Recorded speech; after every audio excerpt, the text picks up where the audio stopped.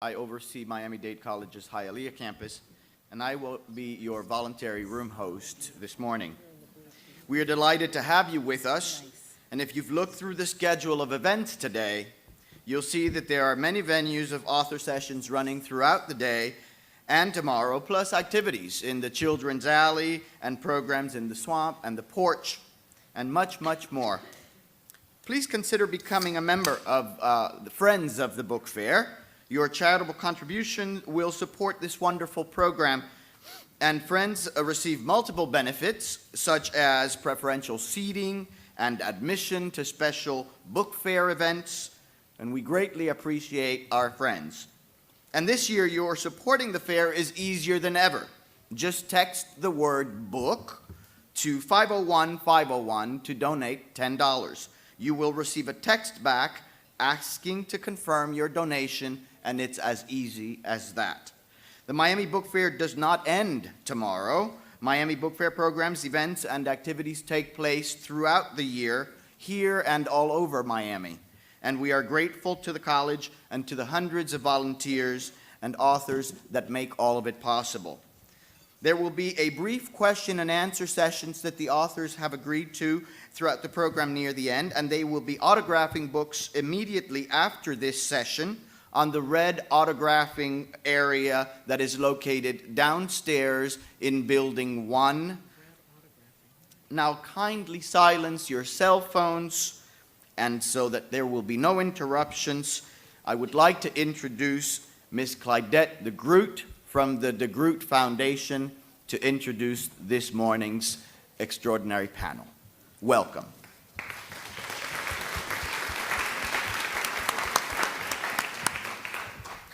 I agree, this is an extraordinary panel. As I read each one of their books, I kept saying, oh, if I could just write like that. They are amazing writers. So I'm going to introduce our three panelists this morning, and I'll begin to the far end with Elizabeth Alexander. Elizabeth is a poet, essayist, playwright, and teacher. She's published numerous books of poems, including American Sublime, which is one of the three finalists for the Pulitzer Prize, a young adult collection, Miss Crandall's School for Young Ladies and Little Misses of Color, which won a 2008 Connecticut Book Award. And most recently, she published Crave Radiance, New and Selected Poems, 1990 to 2010. She received the Anisfeld Wolf Lifetime Achievement Award, and she has received numerous teaching awards for her educational programs. In her memoir, Light of the World, Alexander finds herself at an existential crossroads after the sudden death of her husband.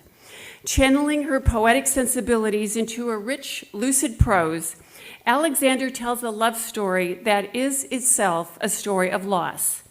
As she reflects on the beauty of her married life, the trauma resulting from her husband's death, and the solace found in caring for her two teenage sons, Alexander universalizes a very personal quest for meaning and acceptance in the wake of loss. Our second panelist, Mary Karr, is the author of three award-winning best-selling memoirs, The Liars Club, which was a finalist for the National Book Critics Circle Award, Cherry, and Lit, which was one of the New York Times Book Review's 10 Best Books of the Year and a National Book Critics Circle Award finalist. A Guggenheim Fellow in Poetry, Karr has won Pushcart Prizes for both verse and essays. She is the Peck Professor of Literature at Syracuse University. In her new book, we have some people here from Syracuse. In her new book, The Art of Memoir, Karr synthesizes her expertise as professor and therapy patient, writer and spiritual seeker, recovered alcoholic, and black belt sinner, providing a unique window into the mechanics and art of memoir that is as irreverent, insightful, and entertaining as her own work in the genre. In their top 10 notable book citations, the New York Times Book Review calls it a masterclass in the art of memoir. And our final panelist, from the Chicago neighborhoods where she grew up and set her groundbreaking book, The House on Mango Street, to her abode in Mexico, in a region where, as she writes, my ancestors lived for centuries, The places Sandra Cisneros has lived have provided inspiration for her now classic works of fiction and poetry. But a house of her own, where she could truly take root, has eluded her. With her new book, A House of My Own, Stories from My Life, this illustrated collection spanning nearly 3 decades and including never before published work, Cisneros has come home at last. Ranging from the private, her parents' loving and tempestuous marriage, to the political, a rallying cry for one woman's liberty in Sarajevo, to the literary, a tribute to Marguerite Duras, and written with her trademark sensitivity and honesty, these poignant, unforgettable pieces give us not only her most transformative memories, but also a revelation of her artistic and intellectual influences.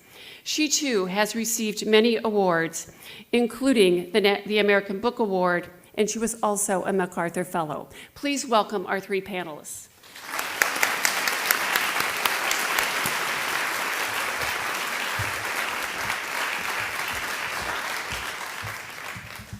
Hi, everybody. Thanks for being here.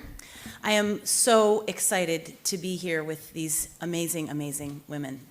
I'm very, very happy. So I'm going to read a few sections from The Light of the World.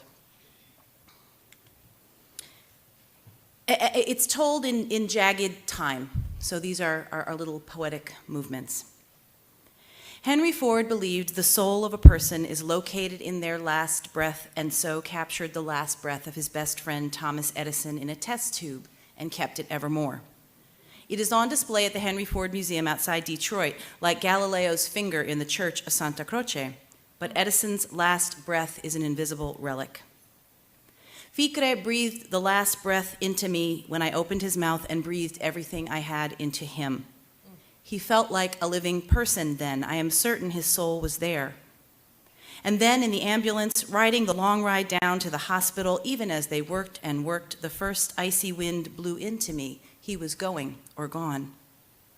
I need to call somebody, don't I asked the ambulance driver, a woman. Yes, you do, she said. Black men die catastrophically across class more than anybody else in America. Toni Morrison, not a house in the country ain't packed to its rafters with some dead Negro's grief. He was an African man, an Eritrean man, and an African-American man. He was a black man. He was not the descendant of slaves. He literally walked across his country through killing fields to escape. When he was 16 years old, he walked into the dust of Khartoum. He was a refugee in Sudan, in Italy, in Germany, and in the United States, where he would wind up living in New Haven, Connecticut, for far longer than he had lived anywhere else. He washed dishes in Italy, attended school before he knew a word of the language in a Germany so racially hostile it almost broke him. He went years without seeing his parents.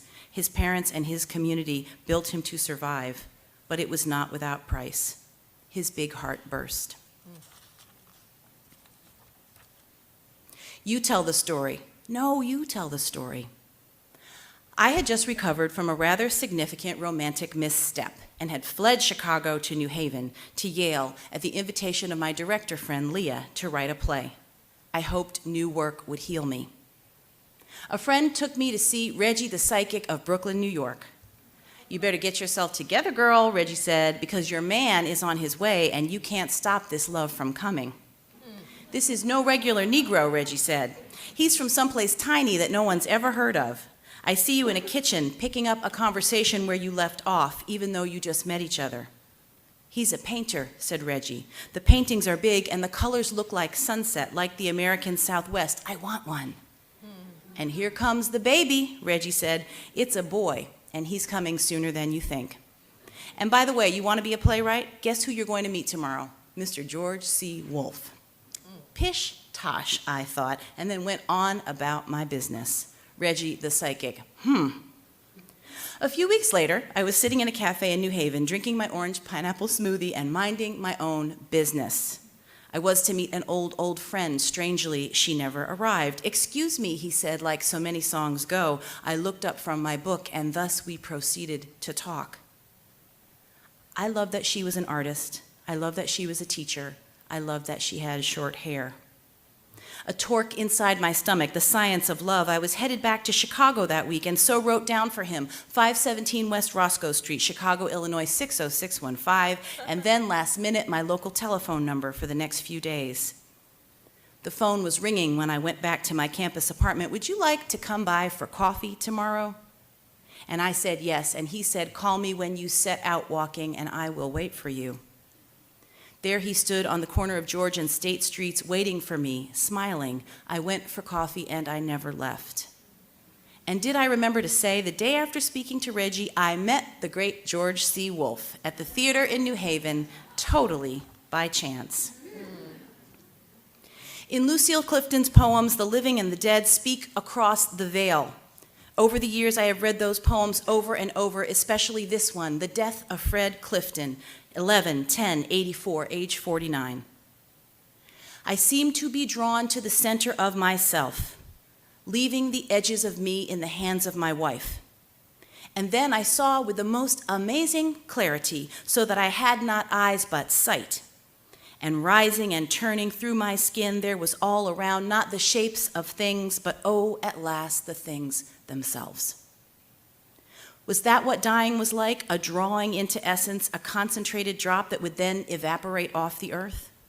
I seem to be drawn, Clifton writes in the voice of her dead husband. He cannot be sure what is happening. But the dead husband speaks from solid ground when he states in the poem that he is leaving the edges of me in the hands of my wife. We grasp at the tattered edges and don't let go. What we clutch is a rent garment, but it is ours, and what is left now. The poem yields more as Fred Clifton moves closer to true knowing, as he sees with the most amazing clarity. Death itself is like a snake shedding its skin. Fred Clifton describes rising and turning through his skin. A new self reveals itself when the old carapace has shed and died, as though we live in exoskeletons with something truer underneath. Death comes with a gift in the poem. Our loved ones tell us here that what we see with our eyes is different from what we know, the things themselves. Oh, at last is the moment of exaltation in the poem. Lamentation and exaltation are simultaneous here. I am a widow. I am Ficre's widow, clutching at his edges. I cannot hold on to the garment. I cannot imagine what sight awaits me. And then to conclude, we loved Jimmy Scott's version of the David Byrne song, Heaven. Heaven is a place where nothing ever happens. These days, I picture heaven populated by the umber angels Ficre painted in abundance, but that seems too fanciful. I never truly believed in heaven and cannot manufacture it. Little Jimmy Scott's plaintiveness seems right when he sings, nothing ever happens. How better to describe the infinite solitude of the afterlife? When this kiss is over, it will start again. It will not be any different. It will be exactly the same, he sings. Each kiss is fixed. It is the same long kiss, but it will never change. That is the comfort, and that is the heartbreak. One night at bedtime, Simon asks if I want to come with him to visit Ficre in heaven. Yes, I say, and lie down on his bed. First you close your eyes, he says, and ride the clear glass elevator. Up we go. What do you see? I ask. God is sitting at the gate, he answers. What does God look like, he asks. Like God, Mama, he says. Now we go to where Daddy is. He has 2 rooms, Simon says, one room with a single bed and his books and another where he paints. The painting room is vast. He can look out any window he wants and paint. That room has 4 views, our backyard, the dock he painted in Maine, Asmara, and New Mexico. New Mexico, I ask. Yes, Simon said, the volcano crater with the magic grass.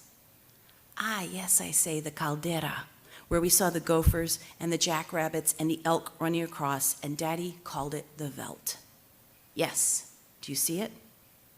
And I do. The light is perfect for painting. His bed in heaven is a single bed. Okay, it's time to go now, Simon says, so down we go. You can come with me anytime, he says. Thank you, my darling.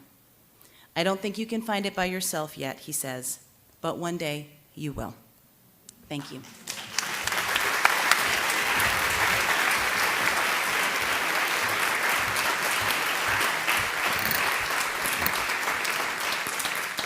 such a privilege to be here with these two accomplished writers. Thank you, guys. I'm not going to read. I'm just going to yak for a minute. Writing a memoir, if it's done right, is knocking yourself out with your own fist. When I was about 10 years old, I wrote in the only journal that I still have from my childhood, "When I grow up, I will write 1/2 poetry and 1/2 autobiography." And then under that, I wrote, really pathetically, "I am not very successful as a little girl. When I grow up, I will probably be a mess." So I was prescient, I think. I don't know what it was about memoir that so captivated me. I think I was, as you can tell from that passage, just a little weirdo, goofball, bookish knucklehead of a girl in an East Texas backwater, reading poetry, and my mother had used Shakespeare as a booster seat. And so from the age of 5, if you asked me what I wanted to be, I said a poet. And it just seemed the most exalted thing. So imagine my surprise when I was in junior high and my junior high school principal said, I had been sent to my principal not for the first or the last time for arguing that I didn't want to study geometry. And he said, if you persist, he said, what do you want to do instead? You're going to be able to alter recipes when you cook for your husband. And when you're sewing, you'll be able to, alter things because you'll know mathematics. And I said, well, first off, neither of those things have anything to do with geometry. Next, I want to be a poet. And he said the strangest sentence to me. He said, if you persist in this delusion that you're going to grow up and become a poet, this is the actual sentence he says, you will wind up no more than a common prostitute. I know, right? I didn't expect great riches or the adulation of millions, but I didn't think I'd wind up a hooker. But so I don't know what it was about memoir. I just think I was a lonely, weird little kid. And something about reading about someone else's life, so a single voice crying out of the wilderness of her own lived experience, just made me feel less lonely, I think. I must have read Helen Keller. Must have been like the first autobiography I read, but I remember reading Maya Angelou's "I Know Why the Caged Bird Sings" when I was in the 10th grade, and being shocked that you could write about working people. It was just didn't make any sense to me. I would go to the library and read the New Yorker because that was the only place you could get contemporary poetry. Everything else was, By the Shores of Gitche Gumee, Longfellow, Hiawatha, and all those people who were writing fiction and poetry were using, they went to Yale and they wore deck shoes and they used the word summer as a verb. And none of my people did those things, We all had shotguns and bass boats and union cards if we were lucky. We were out of the great, if you get work right tradition.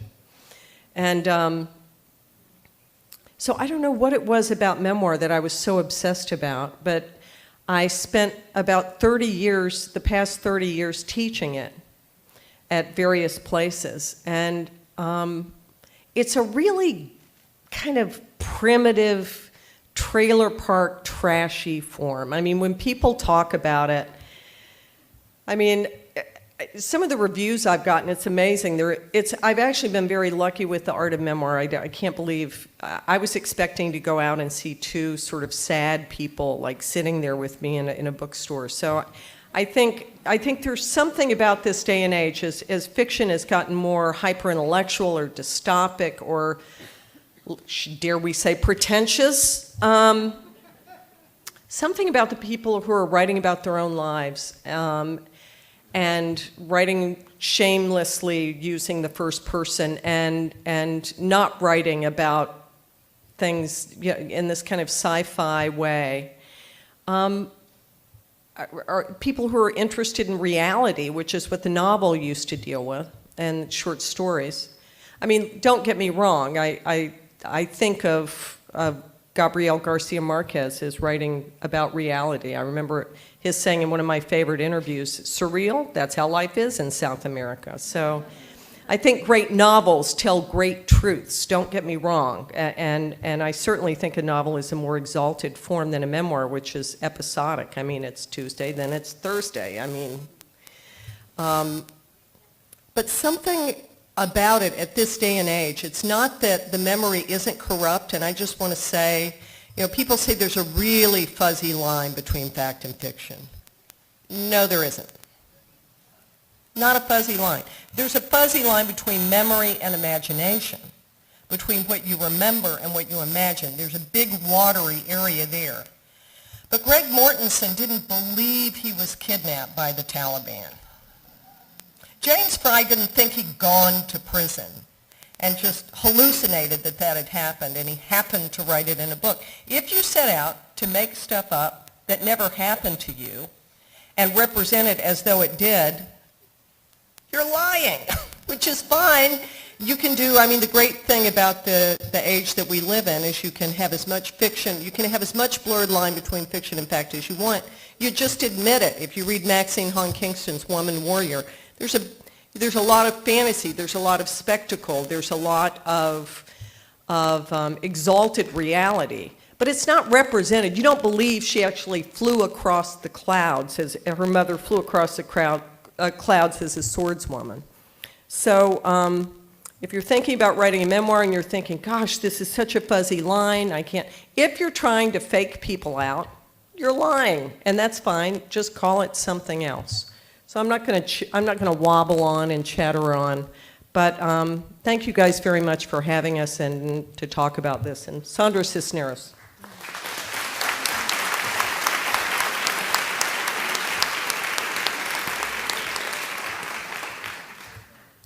I don't know how many times I've come to Miami, but this is the book fair, book fairs, and I think it's because it's like a symphony. You have to have a great conductor, and the musicians are these wonderful volunteers.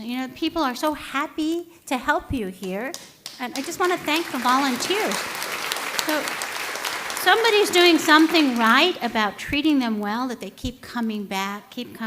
So I once had to start a small press book fair when I lived in San Antonio, Texas, and it was very small, and it was hard work. To do it so many years in this time is extraordinary. So I do want to thank our host for bringing us together, coordinating this symphony and doing it so beautifully. I don't know what I'm doing on this panel. I'm not a memoirist, but no one told me that I wrote a memoir. I just wrote these stories that were about my life, and the next thing I knew, I was on this 7-week book tour, and then people said, well, when you wrote your memoir, and I thought, me? So I guess this is a memoir, but if I'd known it was a memoir, I wouldn't have been able to do it. Okay.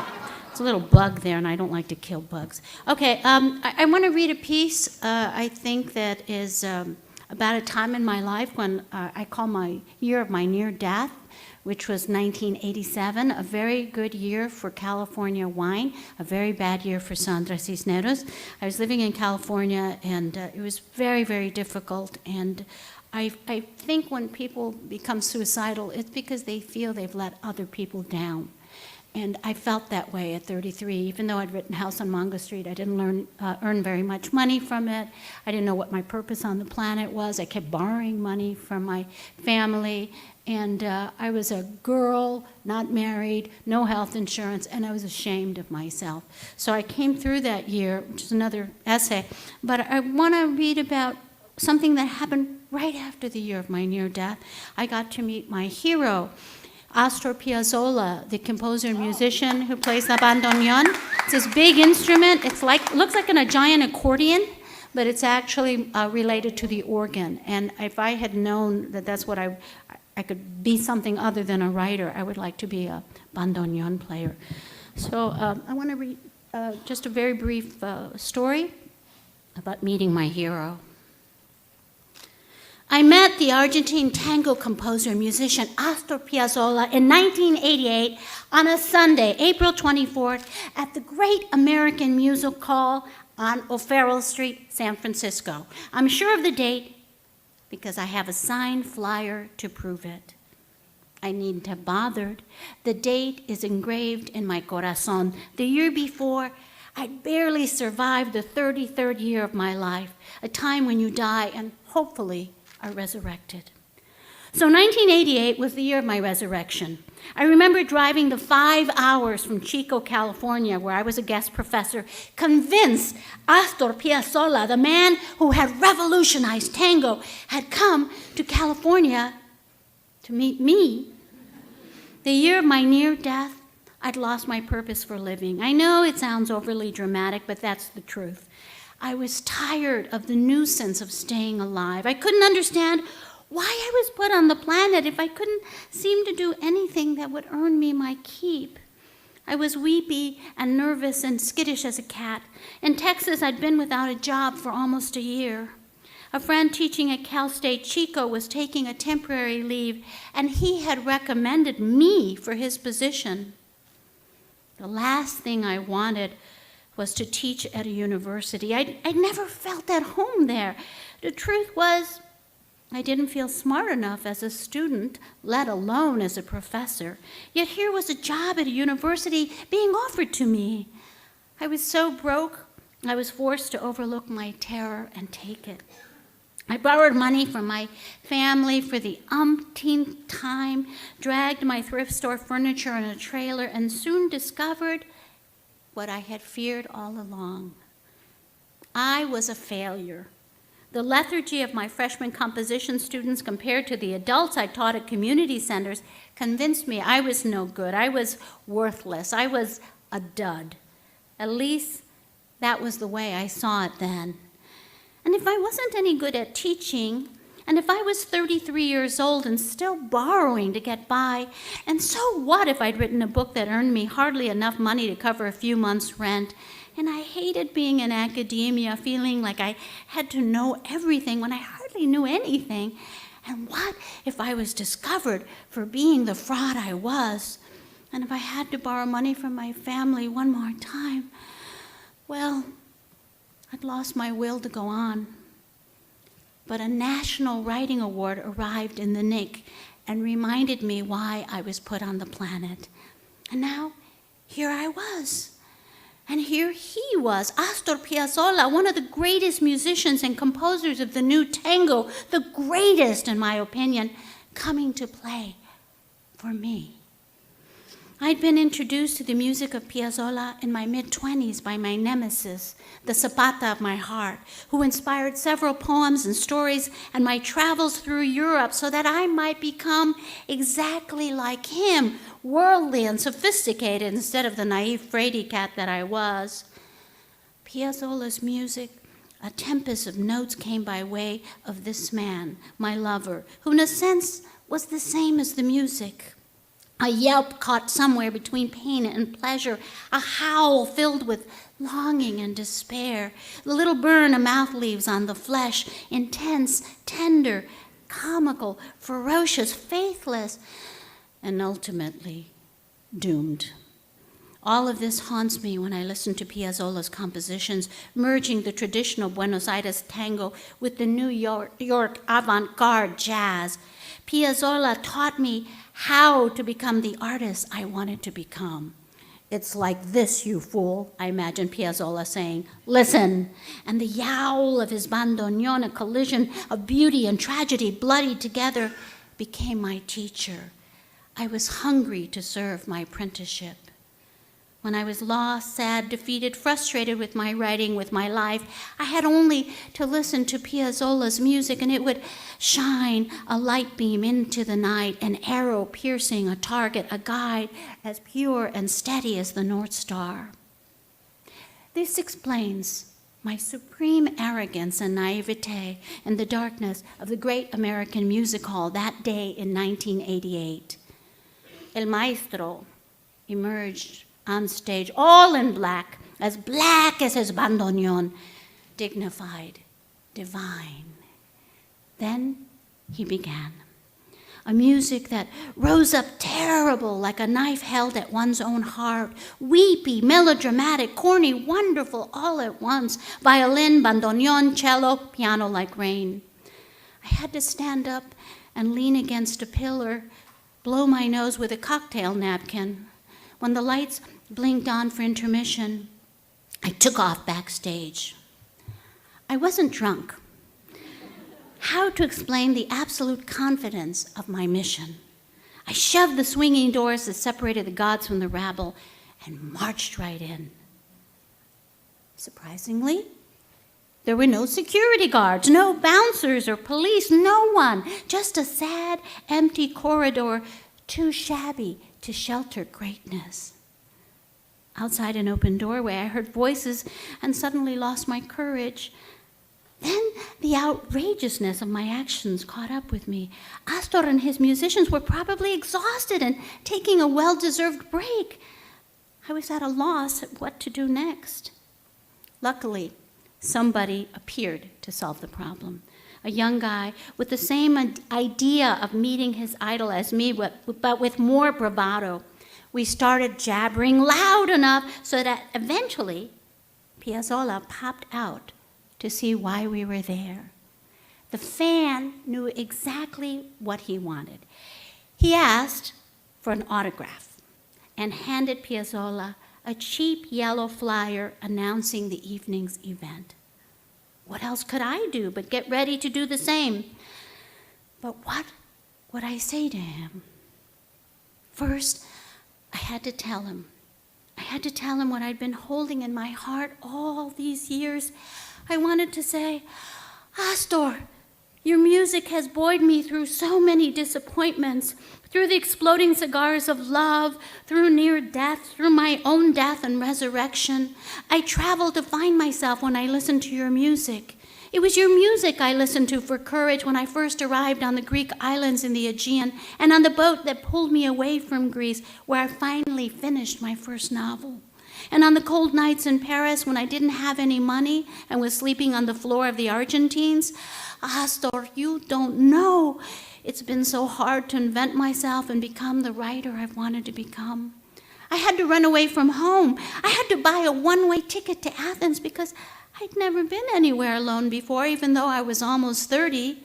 And when I was washing my socks in the sink on a cold winter morning in Chicago or in Tuscany, in the pre-Alps of southern France, or in South Texas, riding across town on a bicycle, or driving across country, Astor, you taught me with your music the kind of passion I wanted to reach in my work. I'm aware, Astor, you struggle to find your own voice, how your teacher, Nadia Boulanger, advised you to take up the instrument you had abandoned because you were embarrassed by the bandoneon. She was reminding you to remember who you are, and by making you feel less ashamed and praising you for being no one but you, and sent you back to that despised part of yourself because it was you had abandoned.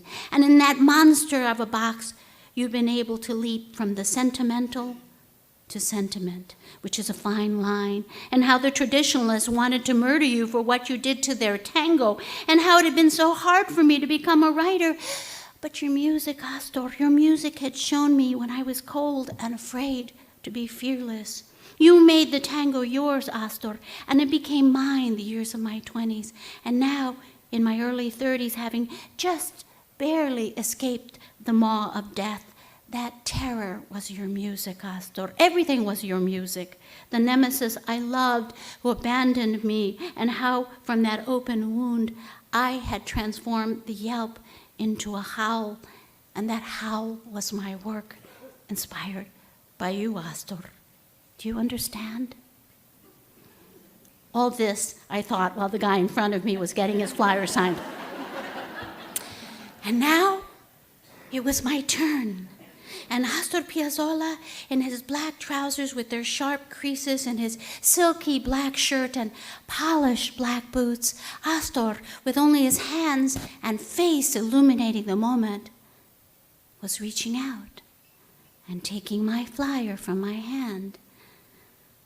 I stood there with my mouth open a little. Now, as he signed, I needed to tell him. It was my chance, yes. I could say it now. I could tell him. Now. Senor Piazzolla, I said breathlessly, your work is my life. He nodded, passed my flyer on down the line to his fellow musicians to sign, and then my moment was gone. I clenched that autograph flyer in one fist and wobbled back to my seat, feeling foolish and weepy. Your work is my life? What was I thinking? Then I put my head down to write. Thing in my shoe, dandelion, thorn, thumbprint, one grain of grief that has me undone once more. Oh, my father, heartily sorry I am for this right side of the brain, who has alarmed and maimed and laid me many a day now, invalid low. And when I raised my head, I had a new book of poetry, just as if I'd gone through childbirth. My body changed, startling me with flesh where I'd once had bone. I put my head down again, and again, when I raised it, another book, and again, my body altered so that I was no longer myself, but a woman staring at a woman from the other side of water. Books, and more changes to the house one calls the self. Young people get in line to meet the author and have their book autographed. I am the author they've come to meet. Some of them barely able to talk, their eyes like ships lost at sea. You don't know what this means to me, they say, fumbling with the page they want me to sign. You just don't know. Thank you.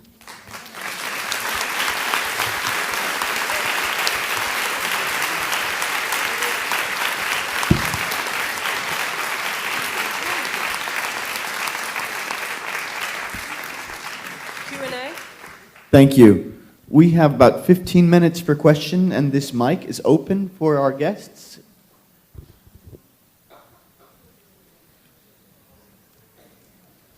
Thank you. This question is for all of you, but it formulated while I was listening to you, Elizabeth Alexander. The question is, what happens to grief when you share it in literature and in public like this? Well, so many answers, and so many answers from one person over time, I think, to that question. What I have found is that in writing this book, I found that it actually wasn't just about grief, or that grief was a very, very capacious container that had at its center love and human connection. Thinking that I was writing a sad book, and instead discovering that there were many, many, many things in what it meant in the immediate aftermath of unexpected loss, to chronicle what was happening. I think that sharing this book with other people has taken me by surprise in a really great way, because grief is a universal, loss is a universal. None of us outruns death. None of us outruns loss. None of us. Not one of us here in this room. We all come knowing something of grief. Are you going to? Yeah. Okay. Well, then you'll give us the handbook on Exactly. how to. But we'll be faced with it. And so what I found in going around with this book is that there are so many points of connection, and also that many of them are about what does it mean to know that you found love, about first love, about immigrant families and United States families, that particular blending that happens to have been my experience, about the intimacy of life with children. Many, many other subjects under that grief umbrella have been points of connection for me with this book, which has been enormously interesting and rich and gratifying. I just want to echo what Elizabeth said. that I think the most privileged person in this room with the nicest vehicle and the best complexion and blah, blah, blah, suffers the torments of the damned, just going about the business of being a human being. And one way we meet each other, I think, is, in the beginning was the word, is through language. And poetry was my first love, and for me it was always Eucharistic. You take you take somebody else's passion or suffering into the meat of your body, and you're changed by it. And in communion, we all also become a community. I mean, we're all here because we're readers, and we all have inner lives as big as Lake Superior. So I think getting to swim together, I think, is what it means, is that sense of connection and for me, a reduction of loneliness. I'm always shocked by the wonderful stories people tell me about their lives. So. I also have written about grief in a book called Have You Seen Marie? And the epilogue is in this new book. And some of the things I learned about it is that when you're in mourning, your heart is open like the aperture of a camera. And that's exactly where you strive to get to every time you write a page. You have to meditate really hard to open your heart that wide. But if you're already there, because your heart has been broken, then you should create. So I wrote an epilogue about what I learned from grieving, and I just want to read 3 paragraphs. I knew as I wrote Have You Seen Marie that it was helping to bring me back to myself. It's essential to create when the spirit is dying. It doesn't matter what. Sometimes it helps to draw, sometimes to plant a garden, sometimes to make a Valentine's Day card or to sing or assemble an altar. Creating nourishes the spirit, and when you're grieving, your spirit is dying. There is no getting over death, only learning how to travel alongside it. It knows no linear time. Sometimes the pain is as fresh as if it just happened. Sometimes it's a space I tap with my tongue daily like a missing molar. Say what they say, some may doubt the existence of God, but everyone is certain of the existence of love. Something is there then beyond our lives that, for lack of a better word, I'll call spirit. Some know it by other names. I know it only as love. And one thing I learned from losing people very close to me is that love never dies. You continue to receive, and you can continue to give it.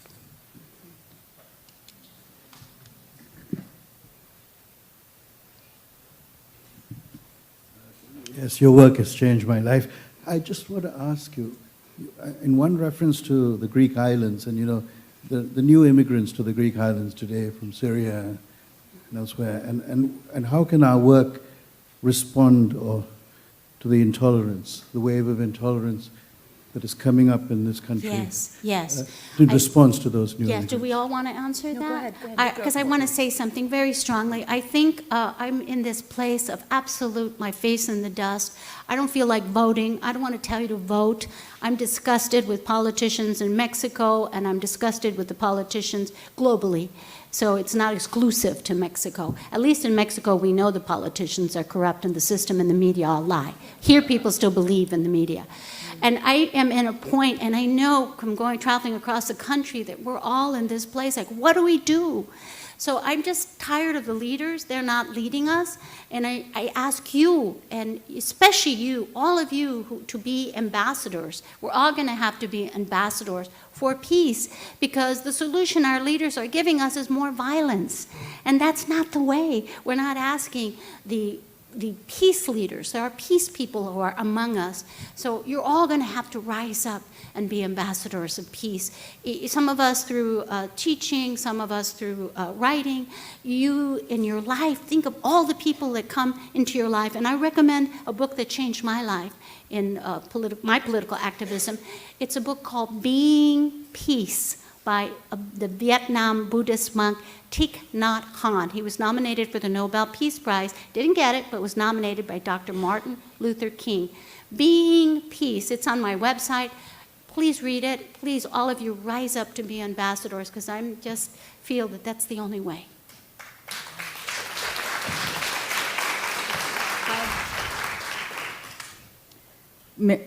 Sorry. I'm so sorry. I just want to say thank you. And one of my questions, Mary, for you. One of the things I love about reading your work is to think, oh my God, how does she understand me? And that's what I love about reading.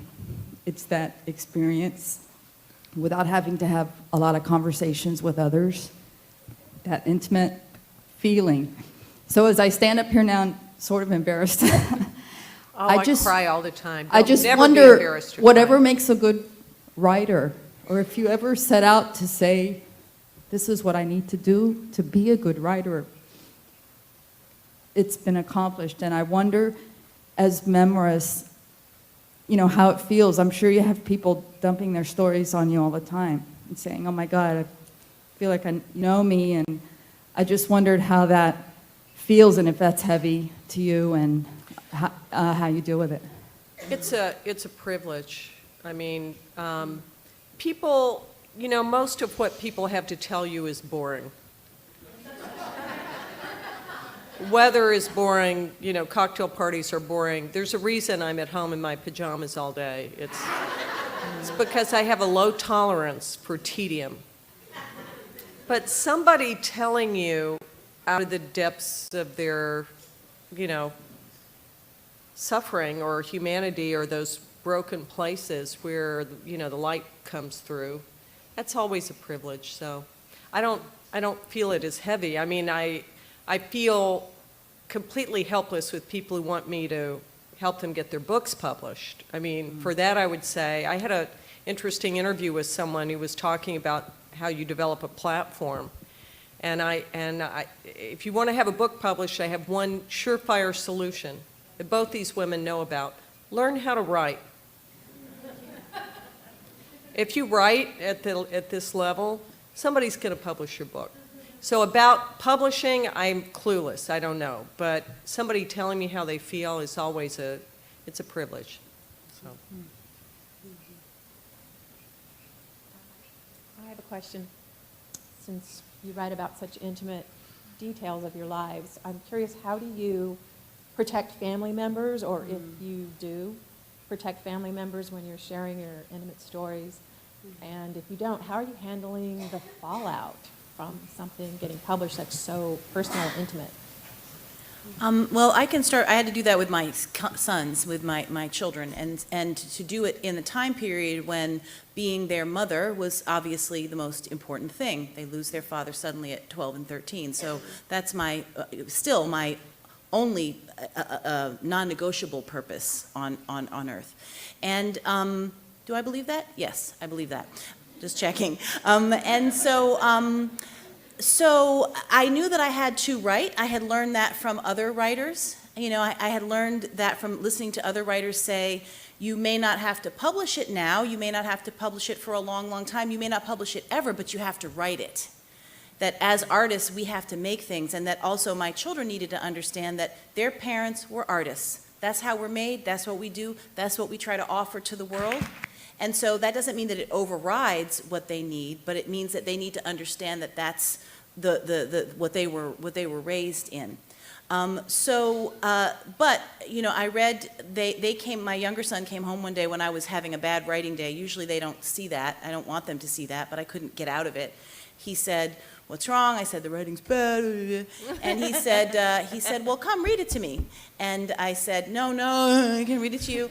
And he went, sat down at the kitchen table, pulled up a chair, called his brother, got a snack, sit down, read. So I said, "Well, you know, Daddy dies in the book." And he said, "I know." You know, I'm aware of that. I'm aware of that. And they said, keep reading, keep reading, keep reading. And we talked and we cried and we disagreed and we argued, and they said a red jacket, not a blue jacket. And we talked about what it meant to remember something truthfully if the details might be different in memory, and what mattered and what didn't. Mm-hmm. And it was a very, very powerful process to be in with them that I then repeated before I gave the final manuscript to my editor. Mm-hmm. And that we then had to repeat again when it was time for a piece of it to be published. And I looked at the galleys and saw their names in print and thought, I've done something terrible. What have I done? But actually, the checks were both also reminded me that they have memories of their father that I don't know, and that's a beautiful thing for us within our family. And that you do the best you can, being mindful of your human responsibilities that go along with your responsibilities as a writer. So that's just my experience, no pronouncements there. You have more experience in your memoir. Oh, I notify everybody before I write about them and give them the chance, like, Mom, remember when you tried to kill me with a butcher knife? I was thinking I might write about that. And my mother was like, oh, get it off your chest. My mother was such a badass, she really doesn't care what any of you think. Now that she's gone to live with Jesus, she really doesn't. So, and then I wrote it, and unlike Elizabeth, I didn't have the balls to tell people as I was writing what I was saying. I waited until I was completely done.